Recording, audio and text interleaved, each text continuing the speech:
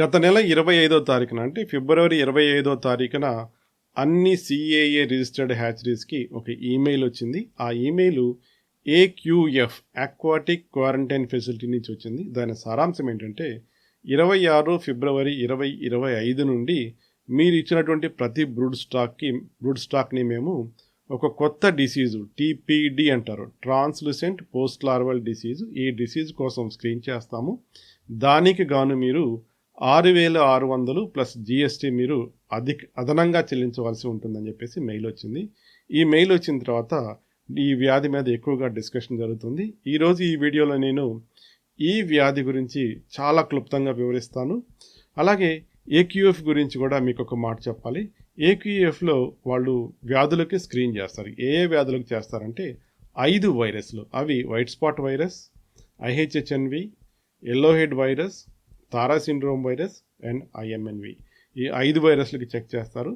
2 బ్యాక్టీరియాకి check చేస్తారు. అది NHP అనేటువంటి ఒక బ్యాక్టీరియా వ్యాధికి చెక్ చేస్తారు. అలాగే ఏహెచ్పిఎన్డి అనేటువంటి ఇంకొక బ్యాక్టీరియా వ్యాధికి చెక్ చేస్తారు. రీసెంట్గా టీపీడి ఆ లిస్ట్లో యాడ్ అయింది. అలాగే ఈహెచ్పి అనేటువంటి ఒక ఫంగైకి చెక్ చేస్తారు. సో కానీ మీరు గమనించారు లేదు, ఆర్ఎంఎస్కి ఎప్పుడు కూడా ఏక్యూఎఫ్లో టెస్ట్ లేదు. ఎందుకు అనేది నేను ఈ వీడియో చివరి వివరిస్తాను. ఇక మనం టీపీడి వెళ్ళినట్లయితే ఈ టీపీడి ఈ పేరులోనే ఉంది, ట్రాన్స్లూసెంట్ పోస్ట్ లార్వల్ డిసీజ్.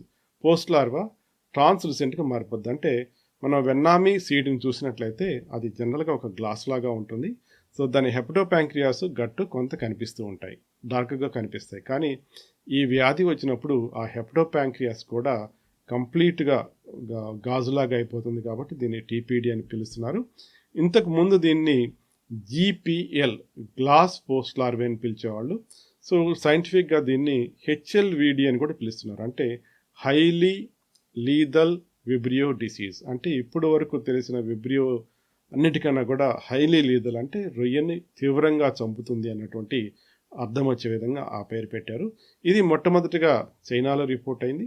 ఆ తర్వాత రీసెంట్గా వియత్నాంలో కూడా రిపోర్ట్ అయింది. ఈ వ్యాధి వచ్చినప్పుడు రొయ్య పిల్లలు సుమారు 90% చచ్చిపోతాయి. జనరల్గా 10% అంతకంటే తక్కువగా మిగులుతూ ఉంటాయి. కాబట్టి ఎక్కువగా చచ్చిపోతుంటాయి.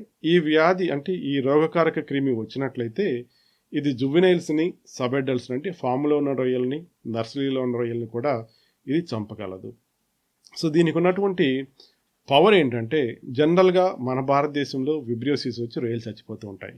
సో మన భారతదేశంలో విబ్రియోసిస్ వచ్చి రొయ్యలు చచ్చిపోతున్నాయంటే ఆ బ్యాక్టీరియా కొన్ని టాక్సిన్స్ రిలీజ్ చేస్తాయి. ఆ టాక్సిన్స్ వల్ల మాత్రమే మనకి రొయ్యలు చచ్చిపోతాయి. జనరల్గా మనకున్నటువంటి బ్యాక్టీరియా ఒక టాక్సిన్ని రిలీజ్ చేస్తాయి.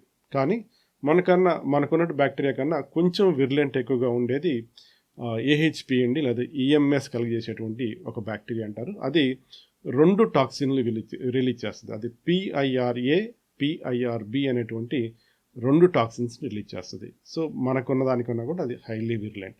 దీనికన్నా విర్లెంట్ ఇప్పుడున్నటువంటి టీపీడి లేదా హెచ్ఎల్విడి అనేది. ఇది 3 టాక్సిన్స్ రిలీజ్ చేస్తుంది. అవే టీసీఏ, టీసీబీ, టీసీసీ అని పేర్లు పెట్టారు. సో దీన్ని సింపుల్గా చూసినట్లయితే ఒక బ్యాక్టీరియా దాని దగ్గర ఒక ఆయుధం ఉంది, భారతదేశంలో ఉంది. 2-3 ఆయుధాలు ఉన్నాయి, ఇతర దేశాల్లో ఉన్నాయి. ఒక ఆయుధం ఉన్న దానికన్నా కూడా 2-3 ఆయుధాలు ఉన్నాయి, రొయ్యల్ని తీవ్రంగా చంపగలవు. ఇది సింపుల్గా చెప్పాలంటే. సో దీన్ని ఒక టెక్స్ట్ బుక్లో ఒక పబ్లికేషన్లో ఏం చెప్పారంటే 100 times మోర్ విర్లెంట్ దాన్ ఈఎంఎస్ అన్నారు. సో ఈఎంఎస్ కన్నా కూడా అత్యధికమైనటువంటి విర్లెన్స్ ఉన్నటువంటి బ్యాక్టీరియాగా దీన్ని పరిగణిస్తున్నారు. 2013లో మనకి మంచి రేట్ వచ్చింది. అది ఈఎంఎస్ ఇతర కంట్రీల్లో రావటం వల్ల వచ్చింది. ఇప్పుడు మనకి 2022 నుంచి ఈ వ్యాధి మనకి ఎక్కువగా వినిపిస్తుంది, టీపీడి అన్నది. సో చైనాలో ప్రొడక్షన్ బాగా తగ్గుతుంది, అలాగే వియత్నాంలో కూడా ప్రొడక్షన్ బాగా తగ్గుతుంది. సో నేను ఒక ఫ్రెండ్ని రిక్వెస్ట్ చేశాను, టీపీడి వ్యాధి ఉన్నటువంటి రొయ్య పిల్లల యొక్క వీడియో పంపించమని. తను నాకు ఈ వీడియో పంపించారు. సో ఈ వీడియోలో మీరు చూసినట్లయితే రొయ్య పిల్లలన్నీ కూడా ఒక గ్లాస్ లాగా అయిపోయినాయి. హెపటోపాంక్రియాస్ పేల్గా అయిపోయింది. సో హెపటోపాంక్రియాస్ని మనం డిఫరెన్షియేట్ చేయలేనంతగా కలర్ మారిపోయింది. సో ఈ విధంగా రొయ్యలు కలర్ మారిపోయి ఆ తర్వాత గ్రాడ్యువల్గా అవి చనిపోతూ ఉంటాయి. సో 90% వరకు కూడా రొయ్యలు చచ్చిపోయే అవకాశం ఉంది. సో ఇది టీపీడి యొక్క క్లినికల్ సైన్ ఇది. సో ఇక ఏక్యూఎఫ్కి వచ్చినట్లయితే మనకున్నటువంటి అడ్వాంటేజ్ ఏంటంటే ఈ టీపీఎల్కి డయాగ్నాస్టిక్ కిట్ వచ్చింది. సో జనరల్గా ఈహెచ్పి విషయంలో చూసినట్లయితే ఈహెచ్పి ఆల్రెడీ వచ్చేసిన తర్వాత మనకి డయాగ్నోస్టిక్ కిట్స్ వచ్చినాయి. కానీ ఇప్పుడు మనకి చూసినట్లయితే ఈ హెచ్ఎల్విడికి ఆల్రెడీ డయాగ్నోస్టిక్ కిట్స్ ఉన్నాయి. మన క్వారంటైన్ చెక్ చేస్తుంది. సో ఇప్పటి వరకు మనం ఏక్యూఎఫ్ క్వారంటైన్ యొక్క హిస్టరీ చూసినట్లయితే మన భారతదేశంలోకి చాలా వరకు వ్యాధులు రాకుండా ఏక్యూఎఫ్ కాపాడింది అని చెప్పుకోవాలి. సో మనకి ఈఎంఎస్ లేదా ఏహెచ్పిఎండి అనేది మన భారతదేశంలోకి రాలేదు. సో అలాగే ఎల్లో హెడ్ వైరస్ కానీ తారా సిండ్రోమ్ వైరస్ కానీ ఇలాంటి వైరస్లు ఏవి కూడా మన భారతదేశంలోకి రాలేదేమంటే ఏక్యూఎఫ్ మనకి కొంత ఫలితాలను ఇస్తుందని చెప్పి ఎవిడెంట్ మనకు తెలుస్తూ ఉంది.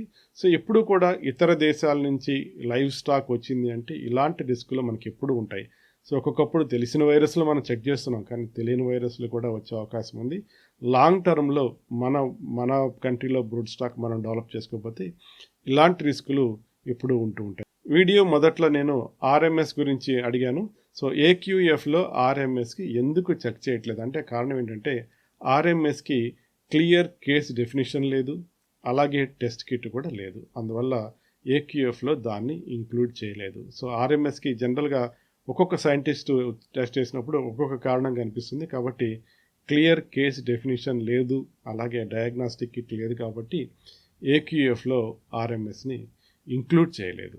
హోప్ నేను టీపీడీ మీద మీకు క్లారిటీ ఇచ్చాను అనుకుంటున్నాను. మీకు క్లారిటీ వచ్చినట్లయితే కింద కామెంట్ బాక్స్లో జీసీ అని టైప్ చేయండి. మా ఆల్ఫా బయాలజికల్ సంస్థ ఎప్పుడు కూడా మీకు అవసరమైన సమయంలో అవసరమైన ఇన్ఫర్మేషన్ ఇచ్చేసి మీ ట్రాన్స్ఫర్మేషన్కి ఉపయోగపడుతుందని ఆశిస్తూ సెలవు తీసుకుంటున్నాను. All the best.